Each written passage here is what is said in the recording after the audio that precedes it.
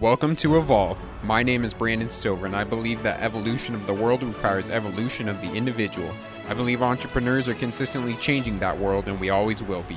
So with this show, I will bring you the people and ideas with tools necessary to hack your growth in your business and your life. Together, let's ask the world's biggest question, build businesses to solve them, and live happy and fulfilling lives in the process. It's time to evolve. Hey everyone, welcome to Evolve. Today's guest is a serial entrepreneur, best-selling author, keynote speaker, angel investor, and life hacker who is widely recognized as one of the world's top authorities in the neuroscience-backed methodology for accelerating learning, which has taught over 250,000 people in 205 countries and territories around the globe. But since the age of 8, he struggled for decades as a student and a slow learner with an inability to pay attention and keep up with the class, eventually being tested for learning disabilities. In high school, he was introduced to Ritalin, which not only helped him excel to be on the honor roll and eventually accepted to Berkeley, but at the age of 16, he started an e-commerce company that would go on to become one of Inc.'s 5,000 fastest growing companies in America and reach the seven-figure mark. But after graduating from Berkeley, he sold this company, frustrated with the many challenges facing him, and decided to go to one of the top business schools in the world where he would face even harder curriculum. During a short pre-MBA internship, he would meet two mentors who unveiled the ancient techniques to unlock the incredible capacity of the human brain. After an intense period of relearning how to learn and decoding secrets behind some of the world's top performers from around the world, he has emerged with a system he believes can help anyone become a super learner and live their best lives. He's not the only one, though, with his faith in his methods. Since 2014, he has been one of the top performing instructors on the online learning platform Udemy with over 200,000 students, snowballing his success into launching his rapidly growing company, SuperHuman Enterprises, which produces numerous online courses through the SuperHuman Academy, helping a variety of people from medical and law students, individuals overcoming brain damage, to people living with cerebral palsy. His award-winning SuperHuman Academy podcast has also been downloaded over 3 million times and features world-renowned guests like Dave Asprey, Tim Urban, and Hal Elrod. He has been featured on TEDx, The Wall Street Journal, Inc., Business Insider, Lifehacker UK, and hundreds of the top podcasts such as Entrepreneur on Fire and Mixergy. And according to the founder of Genius Network, Joe Polish, his new book entitled The Only Skill That Matters has been said to be one of the most important books to reach your full potential. I'm honored to welcome founder and accelerated learning expert of SuperHuman Enterprises, best-selling author of The Only Skill That Matters, and a seven-figure entrepreneur who was once a half hour late to a Jamba Juice interview, Jonathan Levi. Thanks for having me, Brandon. Wow, you did your homework, man. I feel like you know me better than I know myself. Yeah, absolutely. Well, I want to dive a little bit into your past. And you were born and raised in Silicon Valley. Your parents were entrepreneurs. You even tried to do some marketing for your mom when you were younger, like 4 years True. old. It sounds like being an entrepreneur was sort of in your blood from the very beginning. Yeah, absolutely. I always say, I think people give me too much credit for being an entrepreneur. By the way, to the video listeners, I apologize for the fancy blue blocking glasses, but as we were talking, sleep is such an important thing. I always say I get too much credit because a lot of the role models in my life were entrepreneurs. My parents were both entrepreneurial, my uncles, my neighbors' parents. So I just kind of thought growing up that if you wanted money to buy things like a new bike, you just started a business. And that was the model that I had very much. Yeah. And you struggled quite a bit, learning up. So, or growing up. So why search out these things to fix that rather than just accepting it, for what it was? Well, by the time I was 13, I was already considering do I want to continue in this life? And ultimately I decided yes, partly because I was an only child and I realized the devastation that suicide causes and how it's I hate to say it, but a very selfish thing. And so I decided if I was going to stick around, well, I might as well make the best of it and figure out a way to enjoy my time on this planet. And it was, there wasn't one moment that I could turn back to, Brandon, and go, that's when it happened. But it was a lot of Right. different moments. One was, when my great uncle Ernie handed me a copy of How to Win Friends and Influence People. And I realized like that I could actually learn how to be a better person, or at least Mm, learn how to be the kind of person that I had always wanted to be, as opposed to the kind of person that I was tired of being. And I know that sounds like so dramatic, but at 13 years old, the way that you show up in the world, you're hyper conscious. And so I was this right. kid who wasn't performing in school, wasn't performing in after school activities, wasn't able to create social bonds. And so every single aspect of my life, I was like, I just don't like who I am.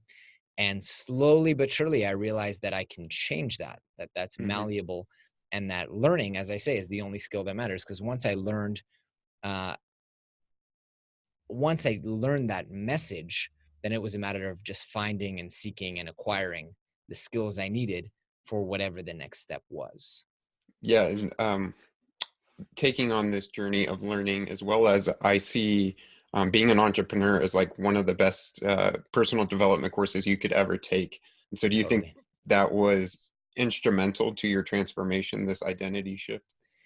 Yes, on a few different levels. One, I think entrepreneurs, and usually when I do interviews, I'm talking about how we need to talk more about how hard entrepreneurship is, and it's not sexy, and it is all those things. And entrepreneurs have one of the highest suicide rates, depression rates, Right. divorce rates. It's hard, but one of the luxuries we have, if we choose to um, exercise that luxury, is freedom over our time. And I Hmm. think if I'd been a 9 to 5 employee, I don't think I would have had the time to research and seek out and go to Mm, conferences whenever I want, and watch so many different YouTube videos from speakers that I admire, and listen to podcasts, and all the things that I've done that have really impacted me. So that's on the one hand. There's also an element of resources, right? Personal development can be cheap. We live in a wonderful time where you can learn so much from podcasts like this one, and there's so right. many great books out there for $7. But I spend over $50,000 a year on my personal development, and that is a huge blessing and privilege that I don't think I'd be able to do if I weren't an entrepreneur. Mm, Um, but then on top of that, on the other side of it, I think entrepreneurship is a really rough, brutal mirror. Like, those mirrors in the hotel that like blow up everything and yeah. blow it out of proportion. You see every little imperfection. Well, entrepreneurship is that, Hmm. because the stress is high. Your self-worth and self-esteem are so intimately tied, if you're not careful and if you haven't done the work, they're so intimately tied to the rising and falling tides of your company. It's very easy to get into a place where you identify and derive all of your self-worth from what is the bottom line in my company, or how much money did we raise, or how many employees are we, whatever the metric is, right? It doesn't just have to be money. Like, how many, I know a lot of people who run nonprofits who had difficulty deriving their self-worth from how many lives have we saved this Right. year. But that's not an indication of your self-worth. And so it's hard, and I think entrepreneurship will bring so much of that up to the surface. If you have insecurities, if you have a tendency towards anxiety, if you have fears around money, and issues and self-esteem stuff, that's entrepreneurship is going to bring that out for you. Yeah, 100%. One of the Hmm. other things too is um, we are often building this business from a passion or an impact that we want to make in our lives. And you actually stopped doing your original seven-figure business of selling luxury car parts because you felt it wasn't changing people's lives.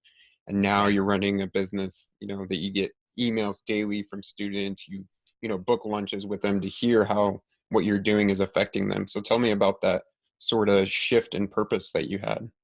Yeah, I mean, back then, I think part of it was purpose and part was also ego, if I'm honest. Like, I Hmm. felt that if I've done this much by the time I'm 18, what could I do by the time I'm 30?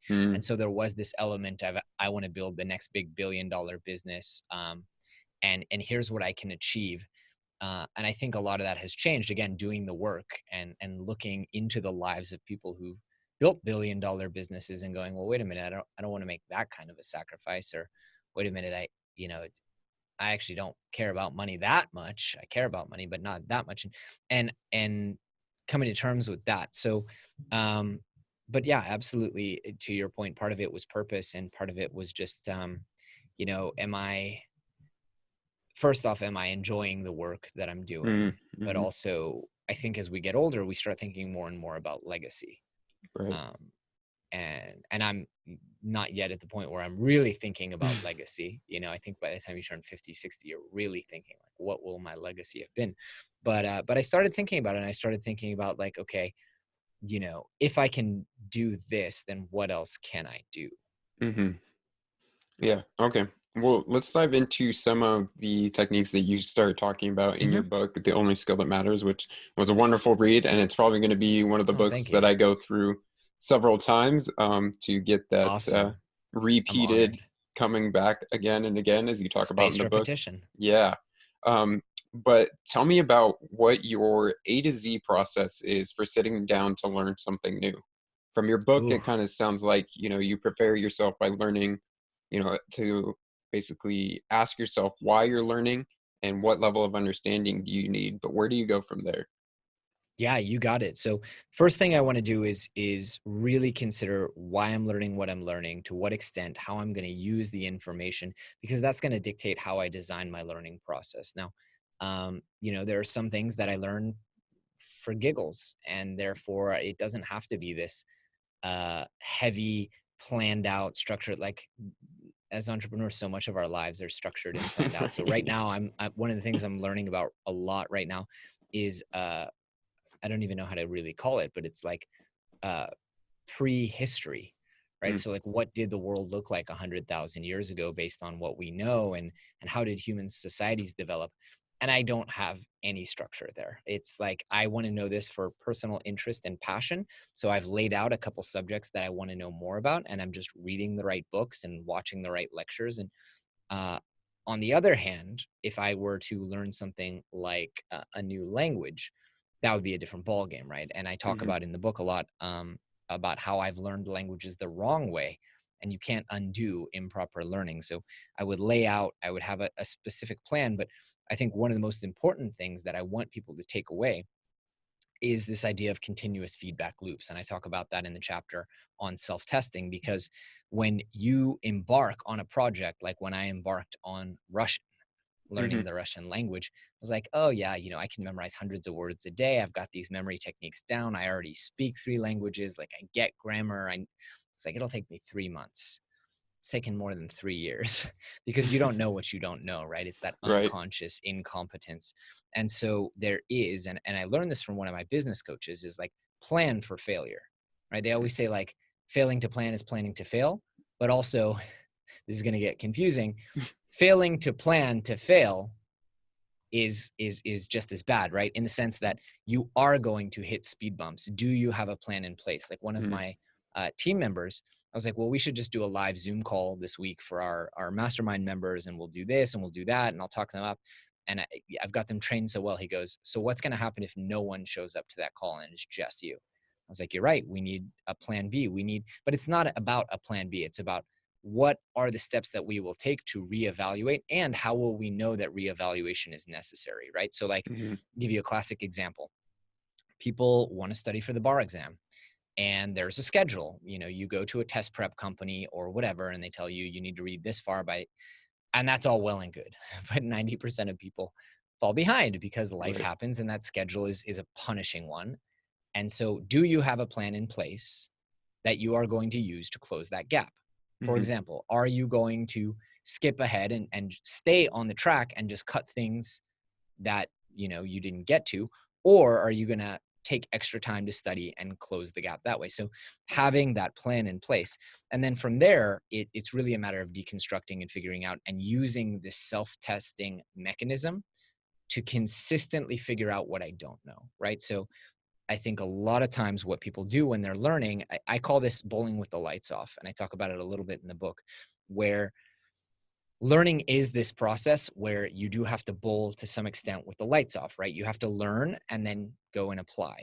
And right. sometimes you can learn by doing, but no one's going to let you learn heart surgery by doing. So you have to study from the book, and then you have to go and practice on, a cadaver or whatever it is. So what I advocate in the book is, instead of bowling the whole game with the lights off, the example of that being people who study a year of Spanish and then go to Mexico for a weekend to test out their Spanish, as opposed to every single weekend go have coffee at in a Spanish speaking area of town and consistently test. And I call that switching the lights on between the rounds. So get those feedback loops in so sorry about that. Getting those feedback loops in as frequently as possible, so that you are getting feedback as to what you need to learn. And then you're constantly adjusting the plan as you go along. Okay. And so how do you start to lay out that plan for yourself and break it down? Like, okay, I need to learn this much. I can see the usefulness of, like, once you start testing, you can go back and like, okay, well, I didn't really understand this. And so this is something that I need to have that spaced repetition of, and kind of relearning of that. Precisely. Yeah. So I do start to sketch out, and then if you almost imagine like a decision tree, right? Mm-hmm. So the easiest example is learning a language, right? Pick up your first 100 vocabulary words, go out, try them, figure out, oh my gosh, I don't know any pronouns. Come back, learn pronouns. Go out, try it again. Oh my gosh, I don't know how to conjugate. Learn to conjugate. Benny Lewis is really good at this, from Fluent in 3 months. He's a master of learning languages in these increments and getting this feedback on and on. And that's how I do it. When I was learning acro yoga, what I would do is I'd spend like 6 hours a day in the park learning from people and figuring out, what do I need to work on? And then I would take note, either mentally or literally take notes, like, okay, I'm having difficulty with this turn. I need to come back. I need to study the theory behind that, or ask someone, show me exactly how your foot is turning, deconstruct it, and then go on from there. Where do I get stuck next? So it really is a lot less structuring out in advance and a lot more of these feedback loops. The other thing that you bring up is brute force learning, which I really loved the idea of, that you kind of basically take your learning from all these different sources and compile that together, because I found that that's how I learn, especially all the things that I study for entrepreneurship or anything that I'm trying to learn. And I didn't really realize that this was called something until I had read your book. Yeah, it's a master skill. And the perfect example there is, like, do you really want a lawyer writing your will who read one book about it? Right. Like, no, I don't. And I don't want a heart surgeon that's only done it once. Yeah. You really want people who've seen every possible case and instance, and you want those who've learned it from as many possible different angles as possible. And so, but the education system fools us into thinking that that's not a good thing, right? Because your teacher says you're going to read the textbook, then you're going to come into class and we're just going to talk about it. And so you come away with this impression, many of us do, where it's like, I need to learn it once. But actually, all the research shows, first off, you need to learn it many times. You need to learn it from many different sources. And this is what Herman Ebbinghaus called overlearning. It's like, even once you know it, continue learning it. Because I know a great number of the world's top memory experts, and they'll all tell you, if you don't review your learning, you'll lose it. Yeah. I think it's finding what's going to resonate and click for you, because like Bingo. we have hundreds and thousands of, weight loss books out there, but there's somebody that actually speaks to you in a certain way that, like, oh, once you read it that way, you understand and you can apply the knowledge. Exactly. Yeah. It's exactly as I say it in the book. Clearly you remembered quite a bit of it. Thanks. The other thing that I want to talk about is upgrading your brain, or maybe returning back to a paleo brain, as you might put it. Where do we start with the stack of skills for ourselves? Yeah, I love that. And I love the way you phrase that, upgrading the brain, because for years I told people, and I had to be careful how I said it. And I'd say, this is going to I used metaphorical language, right? Like, this is going to upgrade the way your brain works. It's going to totally change the way you remember things. And I called it, a complete operating system overhaul, switching from gas to electric. And then a study came out from Radboud University that actually showed that literally the techniques that we teach in the book rewire the way you use the brain's networks. Very simple. So it literally is, you're changing the way your brain works. And the magic of it, Brandon, is all you have to do is learn how to tap into your natural photographic memory, if you will. We are naturally wired to think and remember in pictures. In fact, in 2014, a study showed that you can't actually remember something without having some kind of visualization. Memory is inextricably linked to the parts of the brain that deal with imagination and picture. So rediscovering your photographic memory just means learning the way your ancestors did, right? Creating pictures. I mean, they didn't imagine pictures. They didn't have to, because all their learning was visual, and smell and taste, which are even deeper wired into the brain. But you can't smell your way through a law degree, unfortunately. So we use visualization, and you'll find that all the world's top memory experts, all the record holders, they all use visual mnemonic techniques. This is something that goes back to 2,500 years ago, if not more. And the basic idea is visualize everything that you want to remember, create unique, novel visualizations that connect to your pre-existing knowledge.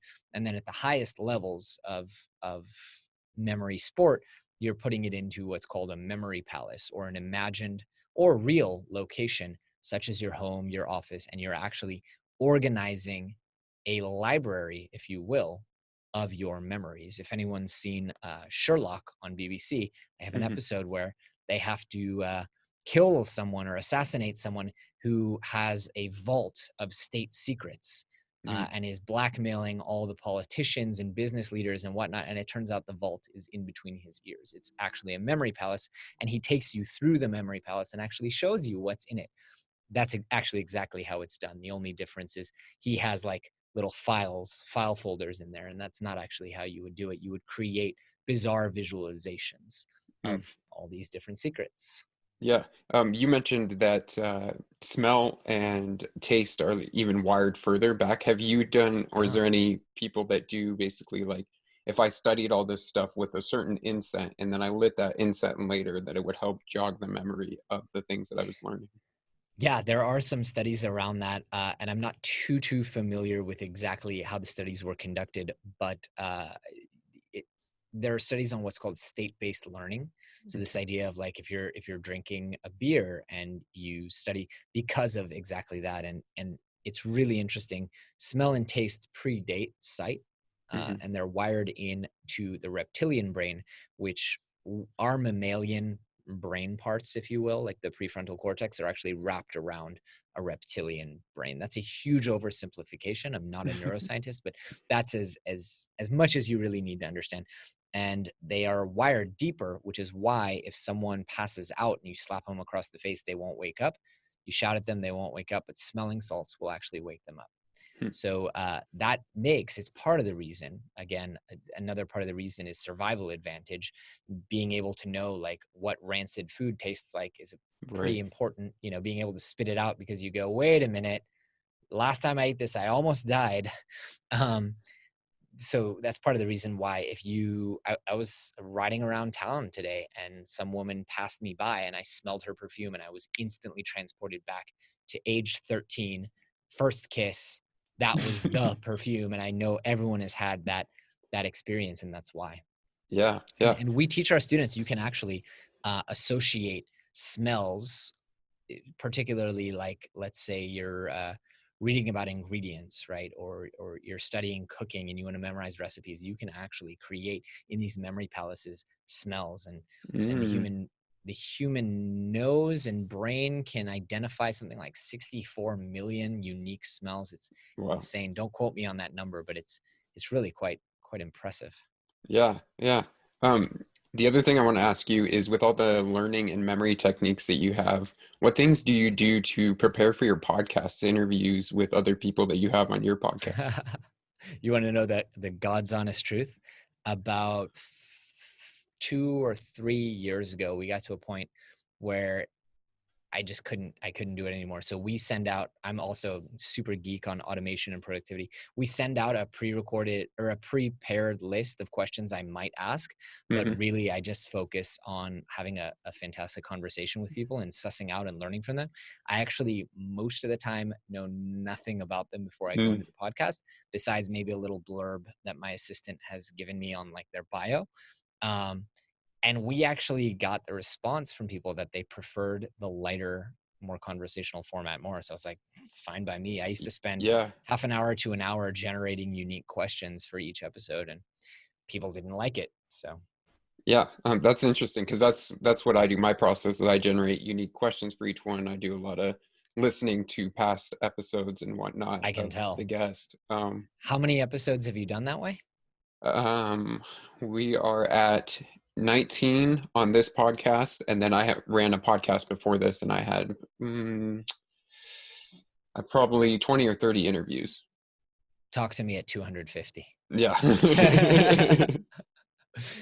But you also, I think, and you clearly have this, you get to a point where you can, and I'm not saying my way is the right way. It's definitely, it's just the way that works for me with my schedule. And also my issue was like, how do we keep this thing going so we're out there providing value for people, even if my schedule doesn't really allow for it, and I kind of don't want to do the research and the work I'm on. Right. So people, I think, would be very surprised at what a low information diet I'm actually on. So just Hmm. because I can read 750 words per minute and I can devour books doesn't mean I do. And a lot of what I do is really refining in on like, what information am I consuming, Hmm. and making sure that it's the right sources. So for example, I don't really read blogs. I don't listen to podcasts very much. I consume a ton of books because I Hmm. figure if it's made it to the point where someone has decided to sit down and write 300 pages about something, and it's made it, I have a criteria for choosing books and hundreds of people have reviewed it, it's probably worth my time. And a lot of the blogs I think that people read, Cal Newport, Nir Eyal, Charles Duhigg, those get turned into books, and I get the very refined and fleshed out version. James Clear, Atomic Habits. So Right. I rely on kind of this like filter to get my information. And part of that is like, I don't research my guests so much. Mm. I kind of just suss them out on the show. Yeah, I think that's important though in the learning process is being able to understand, which information is going to fuel you best for what you're trying to Right. do. Exactly. Yeah. And I try to take on big learning projects because we're always learning, right? Right. I had a podcast guest who I really love this idea is every single day when you journal, which I hope everyone has a journaling practice. If you don't, I recommend it.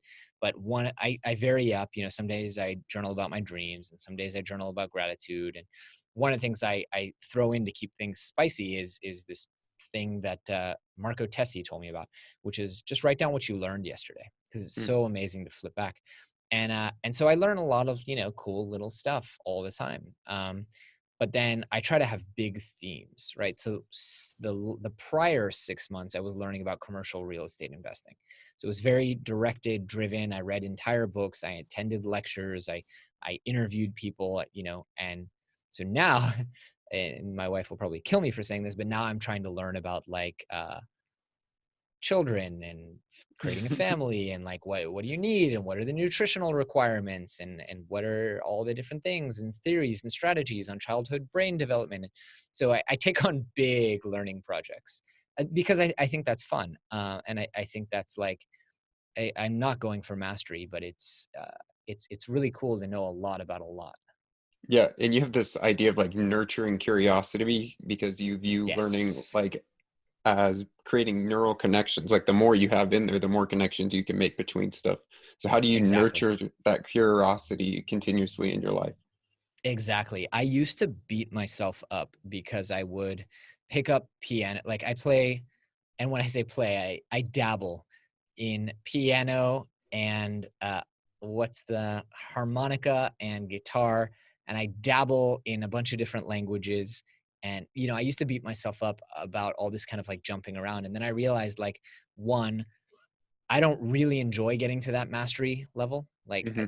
it would not be fun for me to get to the point where I can read Pushkin in Russian. It's like it's not what I'm really passionate about is those first steps. And what I realized is actually my hobby is learning. Like I really Hmm. love the hard, heavy learning curve. And then when I get to the point where it's like, I can kind of like make my way around Moscow and I can ask people what they feel about this and how they feel about that. It's like the heavy lifting learning part is now gone, and I'm just bored with the day-to-day of like learning another song on the piano or Right. reading music just 10% faster.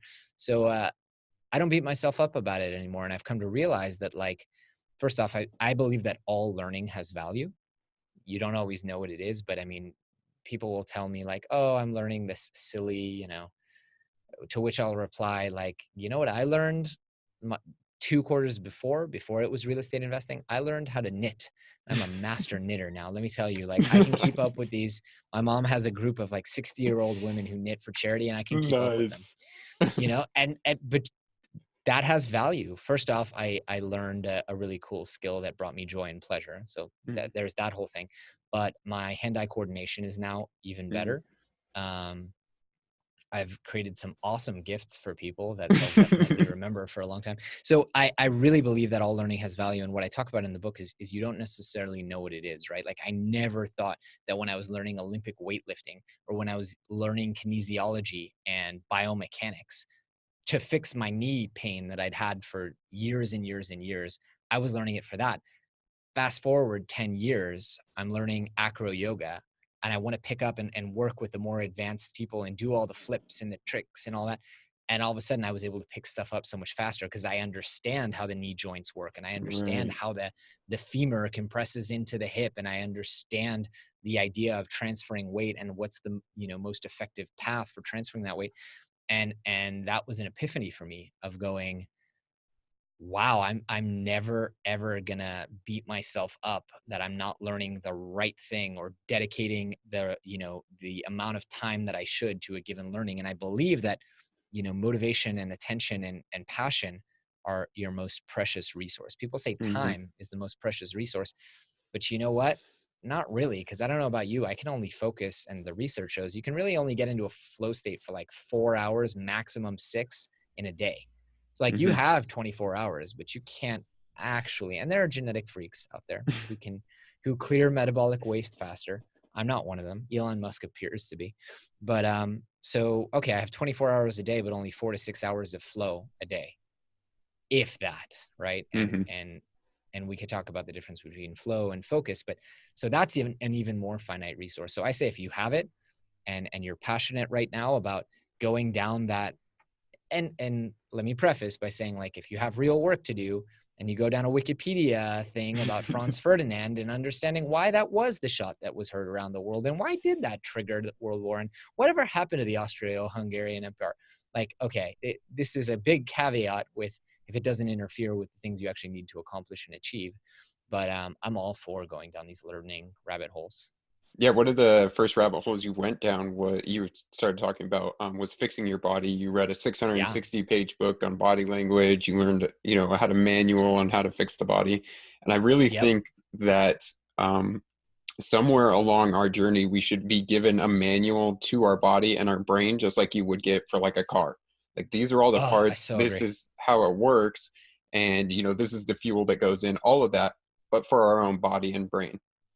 You know what makes me so angry, Brandon, is in writing the book, I went for a funny joke, and I wrote, you had 10 to 15 years of physical education where you learned how to use every other aspect of your body. You had 1 to 2 semesters of very awkward sex education where you learned how to use specific parts of your body, and no education on how to actually use your brain. I mean, not even basic stuff, right? Like, but then through the process of writing that and doing interviews, I was like, 10 to 15 years of physical education, and nobody ever told me like the simplest thing. For example, did you know that you're supposed to keep about, and I'm standing now for those who are listening to the audio, you're supposed to keep about a 20% tension in your abdominals and in your glutes, meaning you should always be externally rotating your feet just a tiny little bit, creating torsion, I believe is the word, to close the femur gap and create what's called a posterior pelvic tilt.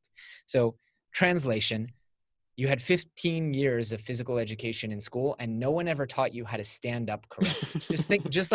just process that for a second. And it gets worse, right? Like, I only recently learned, because I continue to love learning about this, but there's actually a way to set your shoulder joint correctly, because most of us roll our shoulders forward because we spend our whole day with our hands in front of us, and there's this whole thing, right? So I recently started wondering, like, I know most people roll their shoulders, but what's the exact right degree Hmm. of scapular protraction, if you will. And it's a really simple thing. It's really cool. And we're totally in the weeds now. But what you do, and I can't hear do it, but you raise up both your hands to your sides, turn Okay. your palms up to the sky, and that set your shoulder there, then turn your palms down, lower them down. That is the correct position for your shoulder and scapula. And you'll notice for the video people that it's much further back than Mm, most people stand. And right. so it's like these little simple things. And I so agree with you. It's like literally nobody ever taught me how to stand up correctly. Hmm. Blows my mind. Blows my mind. Yeah. Like, what were we doing for 15 years? It was an hour a day. Right. And I mean, you talked about, like sex ed, we only had a couple hours, or, a Right. couple of courses or whatever in it. And that's one of the most intimate things that we're going to do to propagate our species, as well as, fall in love with another person. And Right. nobody ever taught us anything about it. Right. But we had a full semester of trigonometry. Yeah, You know, exactly. like that. I would love, and you know what? Educators are not to blame for this.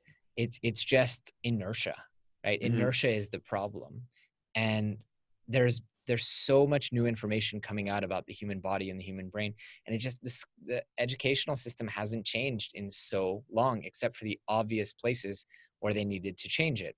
Um, computer classes have changed. Like kids are learning how to do iOS Right. in really well-funded schools, like iOS and Swift development, which is so cool.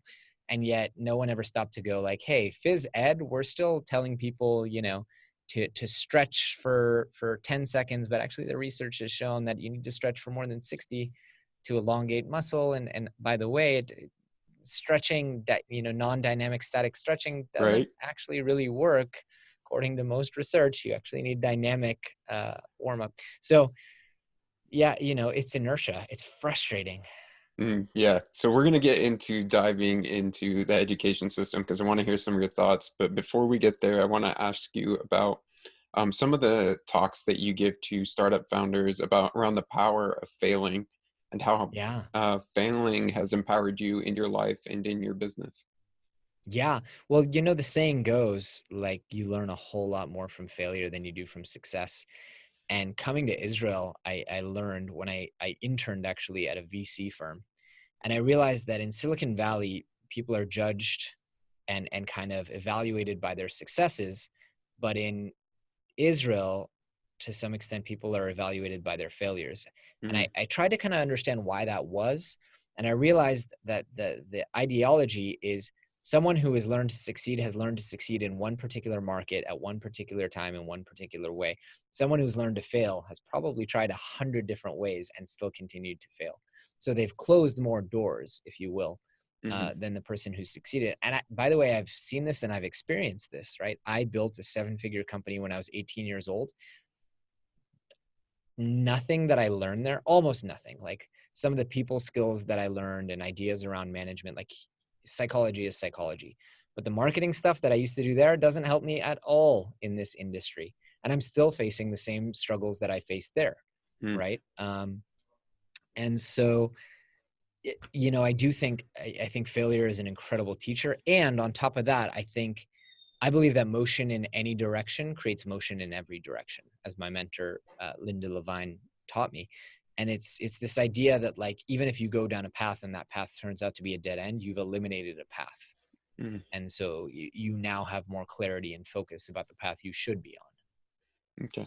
Well, let's talk about the path that you're on right now, and you're helping Yeah. thousands with your online courses. How do you think online education will unfold in the future? Whew. I think about this a lot because we also build online courses for different thought leaders, and I have a consulting side gig. Um, so online education right now is a $335 million a day industry, which actually makes it pretty small compared Mhm. to the education industry at large, private and public. I mean, you're talking many, many trillions.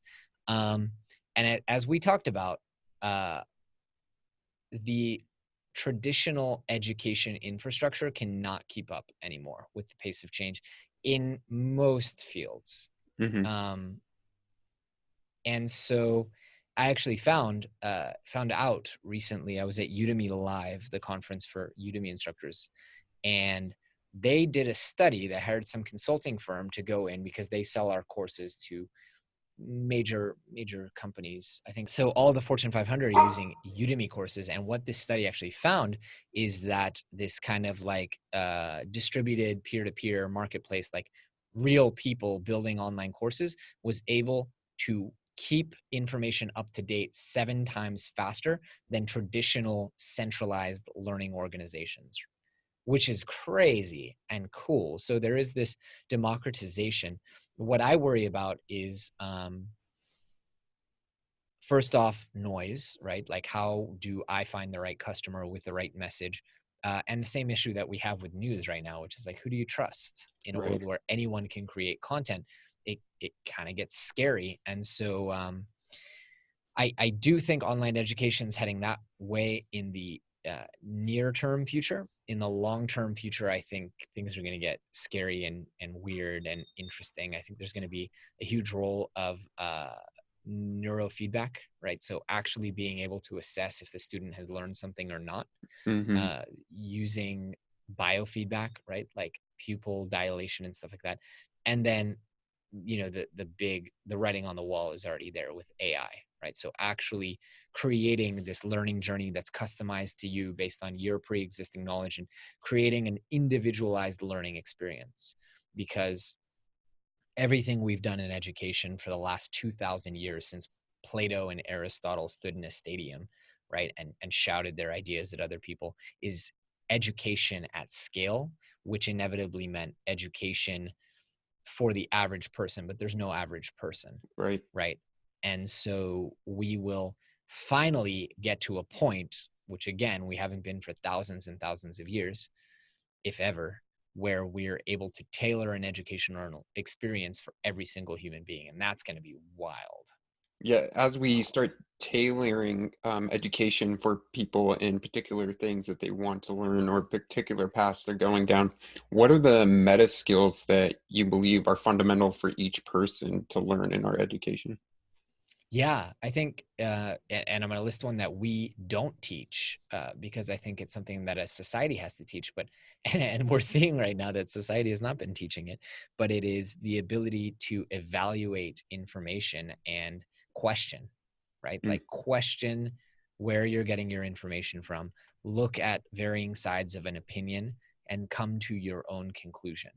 And that's pretty high up the hierarchy, right? Bloom's hierarchy is actually being able to critically analyze and say, you know, if I reason from first principles, I don't get to the same place that this person's getting, and therefore I don't agree with this argument. And I think that's a meta skill that has to happen because Facebook's a perfect example of this, right? Like what you see on Facebook and what I see on Facebook in terms of political opinions, in terms of news, in terms of trends, totally different. We literally each live in our own world with our own information and increasingly our own facts. And that's a huge problem if we cannot, first off, if we can't access alternative opinions and sources of information, which Facebook is only now, 2 days ago, they released like a news brief that they're actually going to start curating news with real humans. But you know, if you're not able to question and do your own original thinking, you're in a lot of trouble. Then again, like not to get into conspiracy theories, but there are a lot of leaders in a lot of countries who don't want you to come to your own conclusions.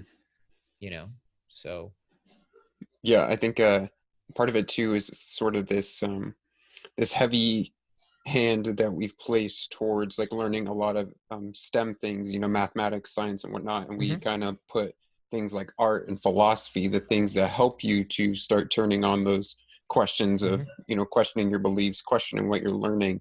I think we've lost some of that in our education. Right.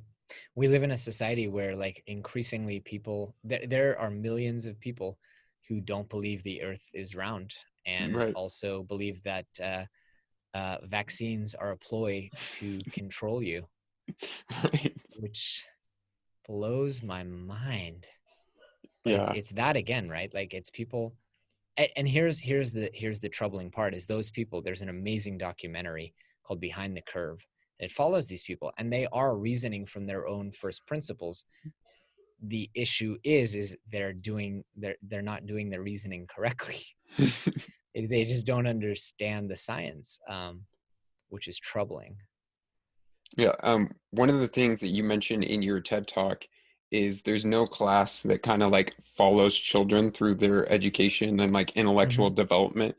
And one of the things that you also talked about in building courses is like creating this curated learning journey.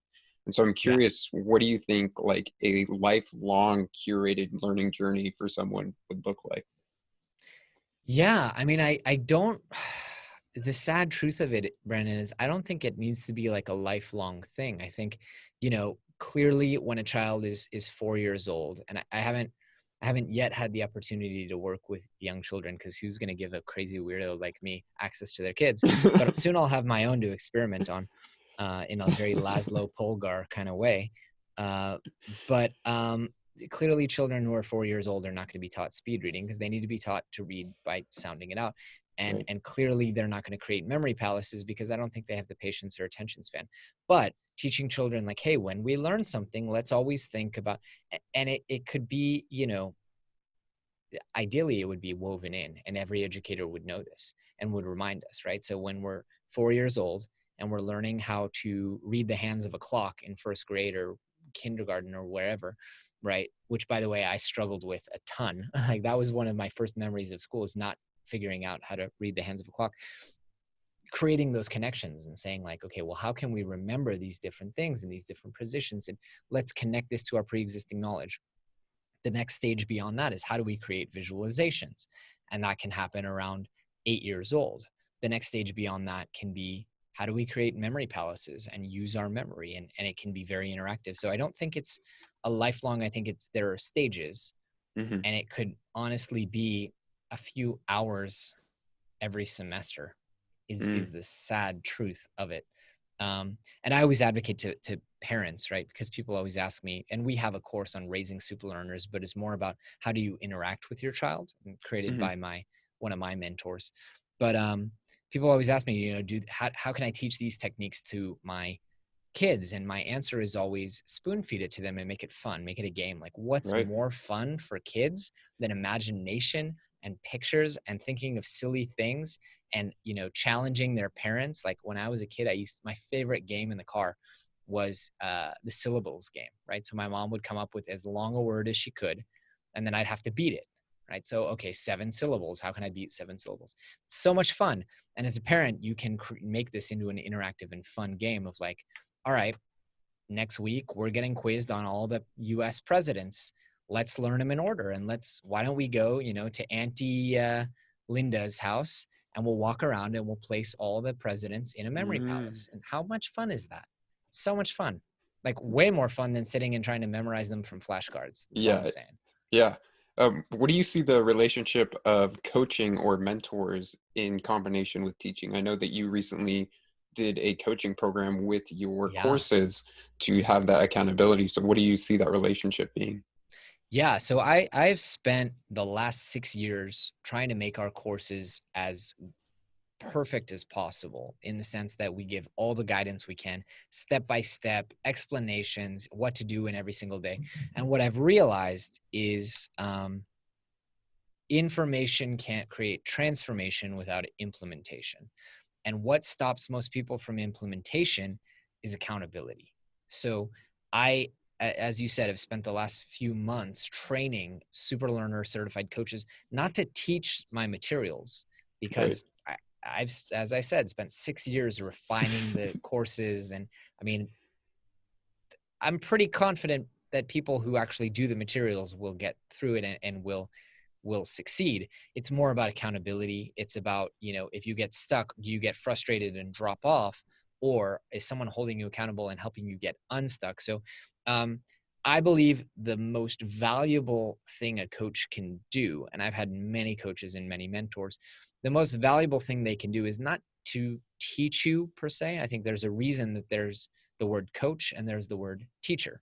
Right. They're two very different things. What a coach does is, first off, hold you accountable, as I said, and second off, ask you questions and challenge you, right? Is, well, you claim you can't do X, why? Let's think about why. Or I'm noticing this, I'm holding up this mirror to you, you use this word, let's talk about that. And not in the sense of like a psychologist would, but a lot of times when I'll coach someone or mentor someone, I'll say, well, you came to this conclusion and that's not an obvious conclusion. Can you explain to me how you reached that conclusion about, this is what you need to do? And challenge them and say, well, what if it were this way? Have you considered it that way? So that's what I'm training my coaches to do. And obviously they're very heavily steeped in the SuperLearner methodology. They are all practicing SuperLearners themselves. So they know the materials, but they're really there to hold people accountable. And it's the same thing I do in my business coaching. I fly to London every 3 months, learn some new techniques from a teacher, and then have a coach who holds me accountable, calls me every month, says, what are you doing with what you learned? Have you implemented it? What questions do you have? How's it working? And you'd be amazed how much more I implement. Yeah. So with everything that you know about accelerated learning, with implementing coaches alongside teachers, if you were to try and tackle the behemoth of the education system, how would you change it? Or what do you think the education system of the future looks like? Yeah, so a lot of different things. First off, all learning would be forced to be made interactive and visual. So we would learn history by visualizing or by watching or by pictures, recreations. We would learn biology by, even if it had to be virtual reality simulations of what happens in the mitochondria, all learning would immediately be visual. That's the first thing. Even mathematics would be visual, history, visual, English, maybe not so visual, but there would be a way to make everything visual. The next big change would be that all learning would be reviewed and repeated, right? So one of my big bones with the education system is, all right, learn geometry, take the geometry final exam, you're done with geometry, move on. And if you're lucky, something that you learn in the future will kind of touch on geometry, but most likely what happens is you never do it again, and so you forget it. Like, besides that little mitochondria comment I mentioned, I took years of biology. I don't remember anything. Like, literally, I don't remember anything else from biology, and I should. And so what I would do is, and by the way, I'm not anti-testing. Testing is phenomenal. But what I would do is have regular testing long after, right? So instead of doing, 1 week of reading week and final exams, I might take a month out of each semester, for example, and review everything, not just that semester. And it could be light and it could be kind of like highlights, but you need to maintain those memories. And sure, there are some things like basic arithmetic, nobody's going to forget that. But like, you graduate from US history and you go on to European history and then you just forget US history, and that's crazy. Right. So there would be review baked in. And then the next thing would be really connecting a lot more prior knowledge and getting people engaged and interested in tailoring their learning experience. Like, we are limited right now.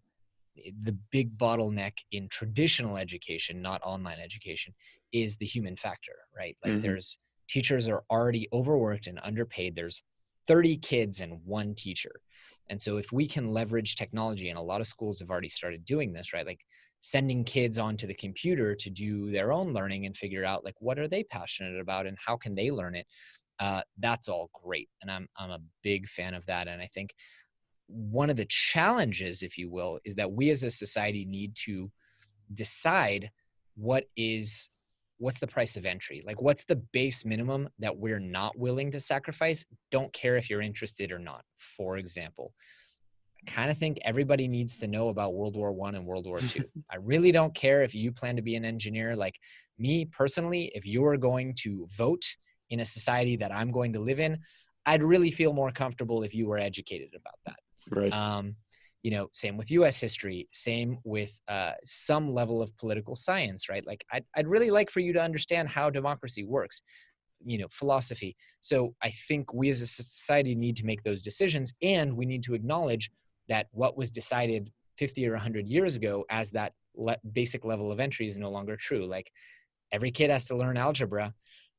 Personally, if you show an aptitude for being a poet at age 12, I'm cool with you not learning, algebra. And I'm still more than happy for us to live in the same society. So I do think that needs to change. I think a lot of fat needs to be trimmed. And in place of that fat, we need to be nourishing kids and adults, by the way, with the things that really make them passionate about learning. Because people today, and I was almost tempted to say like people in schools today, but people today, period, are on this hamster wheel of learning, which is wonderful. It is actually a wonderful thing. Like people always talk about, information changes so fast. I think it's incredible because it's freedom, right? Like anyone can create information and add to this growing body of human knowledge.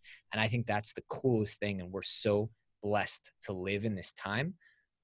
But at the same time, like we all need to be lifelong learners, and we need to be very proficient at learning, unlearning, and relearning, or we will be left behind. Yeah. Well, I could dive so much deeper, but before I get to my last question, where can everybody find you, what you're doing, where can they get the book?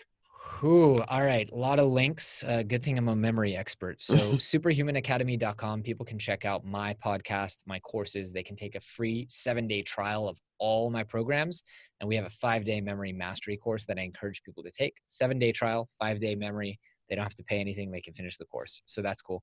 superhumanacademy.com/book is where you pick up the book. I'm on Instagram. I'm on Facebook. Facebook, I'm Jonathan Levy, official. Instagram, Entrepreneur, Newer, and I'm on YouTube as well. And I will send you all the links for the show notes because there's a lot of them. Awesome. Well, my very last question is, how can we push the world to evolve? Yes. Well, I believe that evolution as it pertains to in our times is learning and knowledge, right? Evolution happens so slow for us to notice, but evolution of knowledge, evolution of technology, these are things that happen right before our eyes. At least we're blessed to be in a time where it's literally happening every single day. Yeah. And so I believe it's all about empowering people to keep up with the pace of progress and knowledge. And that's why I do what I do every day. Love it.